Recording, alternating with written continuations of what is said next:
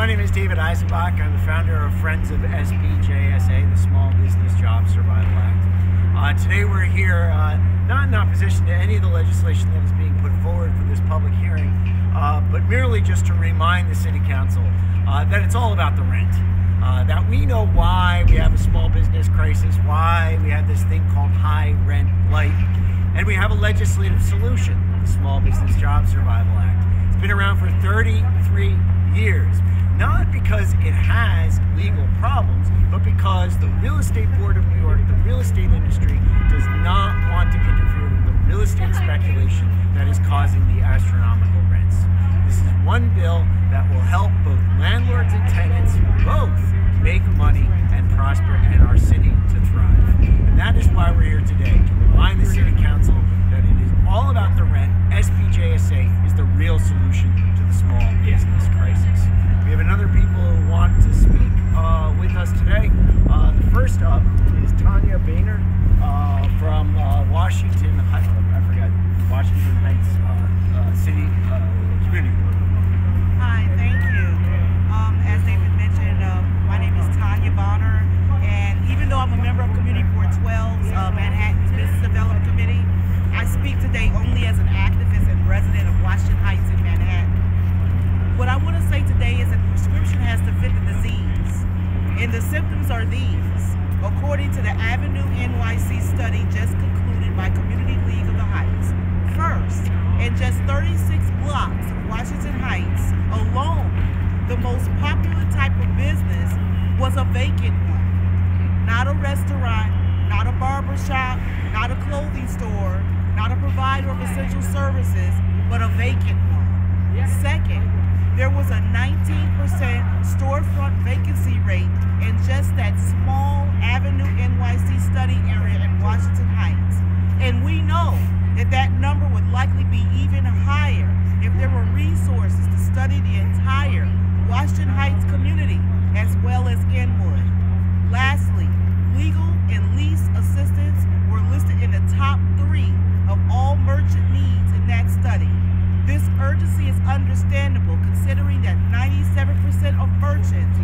study indicated that they rent their space. So while the series of individual bills being introduced today are important in the healing of some of the symptoms that threaten the health of our small business owners, we cannot neglect some of the most pressing elements: storefront vacancies and the need for comprehensive lease and legal protections. The Small Business Job Survival Act would directly provide the appropriate prescription to address these specific issues, including ensuring long-term leases and providing legal help for the lease renewal negotiation process if needed. The Small Business Job Survival Act has been stalled for too long. Let's urge our elected officials to get the Small Business Job Survival Act out of limbo and finally pass it so we can end this plague of vacant storefronts in communities where the economic stability of small businesses are needed the most. Thank you. Right. When do we want the Small Business Job Survival Act? Now! When do we want the Small Business Job Survival Act? Now! Just want to emphasize something that Tanya said. The report from the Community Board 12, right, in conjunction with Small Business Services, found a 20% vacancy rate in Washington Heights. This is totally in line with Douglas Elliman's reported findings of a 20% vacancy rate of storefronts in Manhattan. So this is further confirmation that we have a huge crisis, and it's all about the rent and why we need SBJSA. I would like to now introduce John Jiang of the Laundromat Owners Association. Good morning. All right. Thank you everyone for coming. My name is John Jiang, the president of New York Laundromat Business Association. I have been a small business owner for about 9 years in New York City, and I have fought for our members and non-members to cut down the utility price, the water cost, and equipment cost. And I found that what we need the most help with is the lease. I have visited all major laundry suppliers in New York State, and they often ask me, why don't your members purchase our new equipment and new technology? Oftentimes the answer is that they have the experience, they have the skill, and they have the passion for the business, but they don't have the fair lease and fair rent for them to purchase the equipment. The lease is just not long enough to make it happen. And oftentimes we small business owners have to leave the business or have to find a way to sell it when the lease is over. We need to change this situation. We need our experienced owners and employees to stay in the industry. We want to make sure that if we work hard, we pay the fair rent, we can secure our jobs and the jobs for our employees. That's why we are here today with all the leaders to support Small Business Job Survival Act. We need fair lease and a fair rent. Thank you. Thank you. Yes. All right. I would now like to introduce Manny Gomez of the Sunnyside Queens Chamber of Commerce. Yes, sir. Good morning, everyone. Buenos días, todo el mundo.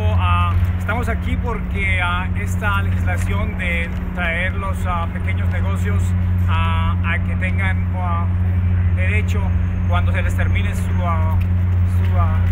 renta, el plan de su renta, necesitamos de que podamos pasar esta legislación para que podamos asegurarnos de que esos pequeños negocios de mamá y de papá no se estén desapareciendo como está pasando en este momento.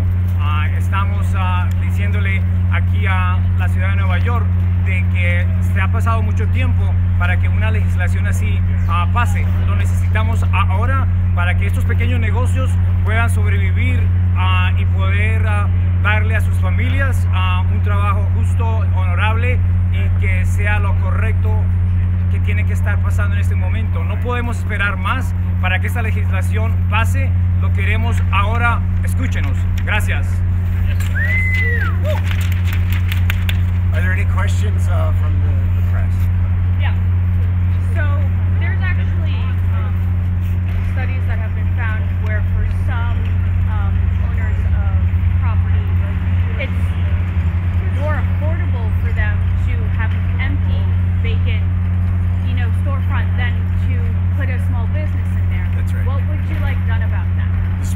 Job Survival Act is the answer to the problem that we have right now, what you identified.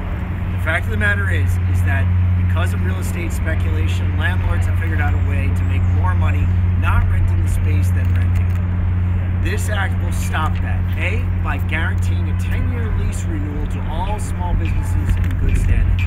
And then B, by guaranteeing legally binding arbitration between landlord and tenant if they can't come to an agreement on their own to make sure that the rent is at a fair market rate.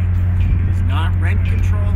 The landlord is still going to make money. The rent is still going to go up. It merely is just a way of bringing some sanity to prevent this absurdity of landlords making more money not renting the space than renting. Okay, but when they go to arbitration, Yeah. would that doesn't make sense. What does make sense? Because if they go to arbitration, one, the storefront could technically still be empty, and two, with all the empty storefronts that we have right now, if, let's say, the fair market rate is still not affordable to small business owners, how does that solve the problem? Because if you look at not just business rents, but like housing rents, everything is astronomical because it's New York. Like, we're in New York, everything is more expensive than if we moved away. For almost 400 years, until real estate speculation really took over, we had very low vacancy rates. Even at the height of the Great Depression, we had nothing that even came close to what's going on right now. But the development during the Great Depression was probably about half of what we have right now. Well, okay.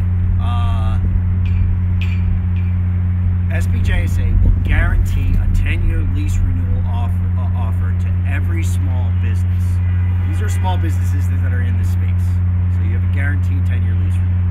If the landlord and tenant cannot come to an agreement, they go to legally binding arbitration. The arbitrator, will decide what is the fair market rent. So you will not see the 300, 400% rent increases that are driven by real estate speculation, and that is resulting in all of the empty storefronts. This will keep small business owners in their spaces. Yes, they will pay more, but they will not be driven out by what we know as high rent blight. Right, but so you say 300, 400, but I just spoke to someone it went up by 20%. Yeah, so it went up by 20%. So that's minuscule compared to these 300 and 400 costs you're talking about, and she still lost her business. So even if it goes up by a small amount, clearly, something's wrong. And saying it's 300% isn't enough, because it would have. But 20% of 20% of your cost increased because of the rent. So what I'm trying to say is, even though it's not 300, 400%, SBJSA is not 20%. Okay, 20% SBJSA is not a lot. Well, I understand. SBJSA is not rent control. It's not going to solve every single problem of every small business owner. What it will prevent is how real estate speculation is driving rents to absurd rates of the 300, 400% rent increase. It will guarantee a 10-year lease renewal to all small business owners in good standing, so they will get the lease renewal. This will cut down on the harassment. This will eliminate the extortion payments, the cash under the table payments that many small business owners have to pay just to get a lease renewal, because by law they will be guaranteed the lease renewal. And it'll force a landlord to be reasonable in his rent ask, because he will have to go to legally binding arbitration, which will prevent the absurd astronomical rent increase, because the arbitrator will pick a fair market rent. Is the rent going to still go up? Absolutely. Is the landlord still going to make money? Absolutely. But SBJSA is the one legally viable way which we can pass tomorrow. We can get it through the city council. It'll be approved by a judge. SBJSA is the one legal way we can deal with high rent blight and small business crisis. All we want is for the city council to bring the SBJSA to a vote. That's all we are asking. Yes. Oh yes, please. Yeah, I also wanted to say we're here to listen to what the business owners say they want and what they need. And what they've told us that they need is exactly what the SBJSA is offering, which is a longer-term lease that will protect them from being ousted to the highest bidder, for the highest bidder, and also that they also need this legal help for lease negotiations. So they've told us that that's what they need. That's what the study revealed. They went out and they spoke directly to small business owners in Washington Heights, and they are doing this all over the city as well in other parts of the city, and they've told us that that's what they need. And I think our job is to listen, and the job of public officials is to listen to what the community said they need, not our personal feelings about it. That's what I have. When do we want the Small Business Job Survival Act? Now. When do we want the Small Business Job Survival Act? Now. Any other questions? Oh, I got a question, David. Yeah. What's up? Yeah. How are you going to push these people? What is going to be effective to push these people? It's driving me crazy. I don't know what else to do. I mean, Helen Rosenthal, are you kidding me? I mean, really, she says that answer? I don't know. I just feel like people need to be like more outraged, and I'm here to do it, and gladly, but I don't know what else to do to like push these people. They get all kinds of real estate contributions. I mean, I don't know. I don't know what to do. Obviously, I'm beside myself. Right. Well, I mean, the answer is to do what we're doing right now. We're out here right now reminding the City Council that there is this bill, the Small Business Job Survival Act. It is the one bill that can actually do something about the rent. All the bills, they are fine bills that they're going to be talking about here. But in terms of a real solution to high rent blight, to the 20% vacancy rate in Washington Heights, to the empty storefronts that we see throughout every neighborhood in New York City, SBJSA is the answer.